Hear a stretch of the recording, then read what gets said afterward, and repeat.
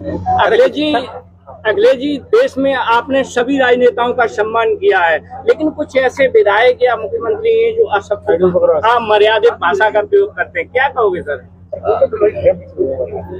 चुनाव को अब 1 साल के लगभग दिन बचे हैं। उत्तर प्रदेश का चुनाव 1 साल के अंदर या 1 साल का आसपास समय बचा है सरकार के पास। और अब तक अभी हम लोगों ने जो बजट देखे हैं उत्तर प्रदेश सरकार के, 9 बजट देख चुके हैं। आखिरी बजट आना है जो अब आ जाएगा आने वाले समय में। दिल्ली की सरकार तीसरी बार चल रही है। हाल ही में हमें और आपको देखने को मिला कि एक ऐसा कानून जीएसटी जब लागू किया गया था तो ये बात कही गई थी कि व्यापार बढ़ेगा।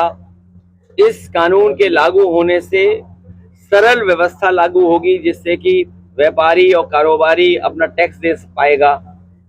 शायद दुनिया में इकलौता जीएसटी कानून रहा होगा जिसमें इतने संशोधन हुए हैं, और इतने संशोधन होने के बाद भी आज फिर सरकार को संशोधन करना पड़ा और ये स्वीकार करना पड़ा कि हमें गरीबों को राहत पहुंचाने के लिए कानून में बदलाव लाना पड़ेगा।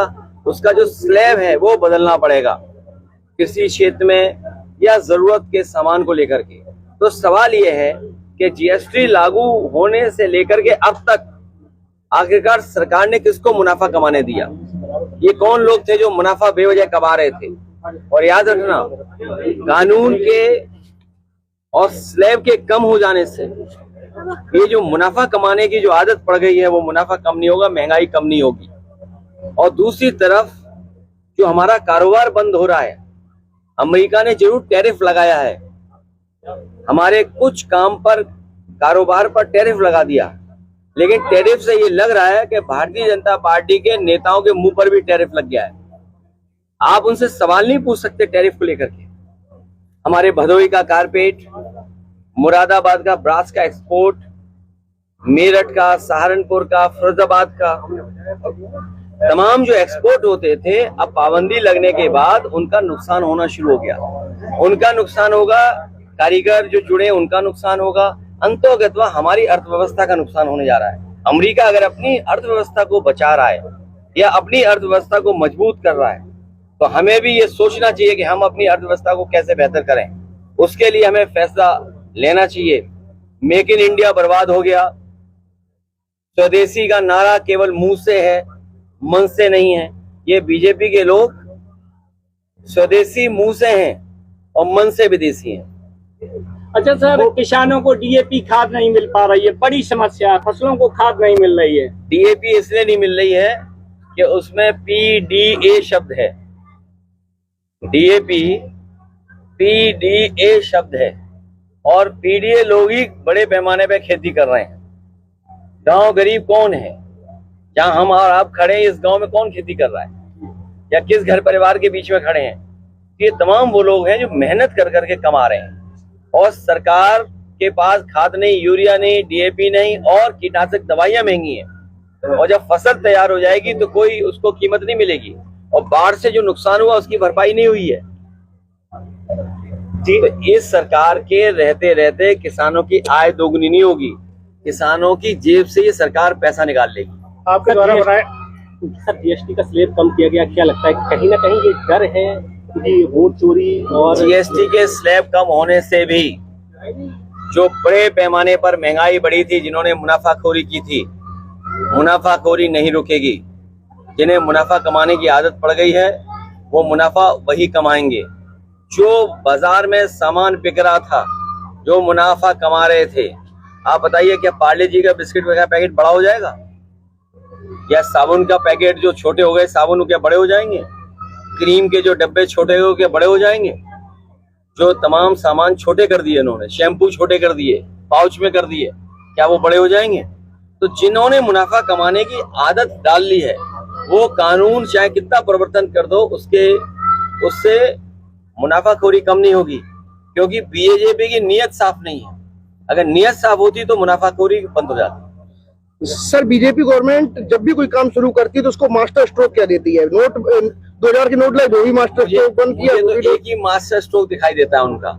इधर बहुत चर्चा होती है मास्टर स्ट्रोक जी, केवल एक मास्टर स्ट्रोक है कि हमारी प्रेस में उन्होंने मास्टर स्ट्रोक लगा दिया है। हमारी प्रेस में मास्टर स्ट्रोक लगा दिया है, तो हमें अपने छोटे पत्रकारों पर ही भरोसा ज्यादा है। बाकियों में तो मास्टर स्ट्रोक लगा हुआ है। बाकी छोटे हमारे प्रेस के साथी हमारे मास्टर स्ट्रोक को वहां तक पहुंचाएंगे, और ये कोई मास्टर स्ट्रोक नहीं है, ये केवल जनता को धोखे देने वाली बात है। ये आगरा लखनऊ एक्सप्रेस में गड्ढे हो गए हैं। ये अपने जैसा एक्सप्रेस वे बनाना चाहते, कूदते हुए जाओ। बुंदेलखंड में आप कूदते हुए जाते हैं, पूर्वांचल में कूदते हुए जाते हैं। तो ये सरकार चाहती है कि जिस तरीके से उन्होंने एक्सप्रेस बनाया था कूदते हुए जाने के लिए, वैसे ही आपका हो जाए कूदते हुए जाने के लिए। इसलिए जानबूझ करके समाजवादियों का अच्छा काम बर्बाद कर रहे हैं। आप बताओ, जीएसटी हट गई, बिजली आ गई क्या? नहीं आई। महंगी बिजली कम हो गई क्या? सोचिए आप। कल लिगाना स्टेडियम आपके द्वारा बनाया हुआ है, उसमें T20 का फाइनल था जहां योगी आदित्यनाथ पहुंचे थे मुख्यमंत्री। उनका कहना था अब जो 2 टीमें हैं उसकी जगह 4 टीमें बन जाए तो और युवाओं को मौका मिलेगा। देखिए, हमारे मुख्यमंत्री जी को पता ही नहीं है 2 की 4 बना लो, 4 की 6 बना लो, 6 की 8 बना लो।